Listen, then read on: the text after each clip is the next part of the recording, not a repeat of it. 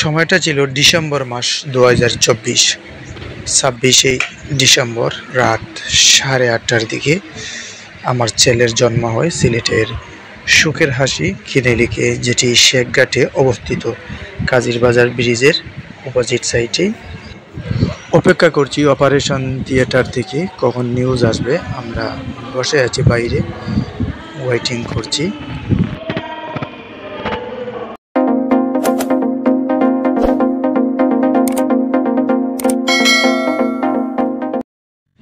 আসসালামু আলাইকুম এভরিওয়ান, স্বাগত জানাচ্ছি আজকের পর্বে।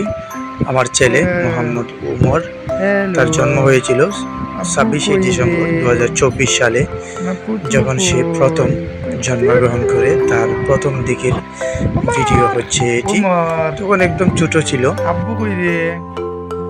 আব্বু কই? আব্বু কই? কি যাবি? আব্বু কই? উমর, ইয়ামার উমর, ভাইয়া কই? উমর, উমর আব্বু কই রে? আমি মোহাম্মদ আব্বু ইউনি কই? উমর, বাবা কই?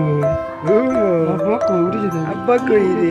টাটা দিলাম, টাটা দিলাম, টাটা দিলাম, টাটা দিলাম। বা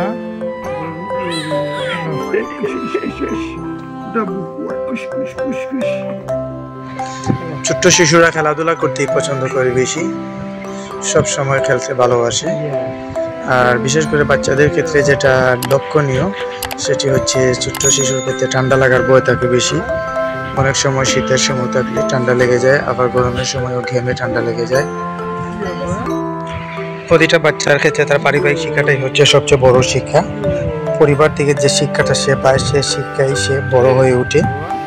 তাই আমাদের সকলের উচিত বাচ্চাদেরকে সুশিক্ষা দান করা এবং ভালো জিনিস, ভালো মন্দ তাকে বোঝানো। সেই ছোটকাল থেকেই যখন থেকে সে কথা বলতে শুরু করে দেয়, তখন কি হয়, বাচ্চার মেধা এবং জ্ঞান, ভালো মন্দ বোঝার ক্ষমতা বেশি হয় যখন সে প্রাপ্ত একটা বয়সে চলে যায়। মনে পড়ে গেল মাদার তেরেসার সেই কথা। তিনি বলেছিলেন, আমাকে একটি শিক্ষিত মা দাও, আমি একটি শিক্ষিত জাতি উপহার দেব।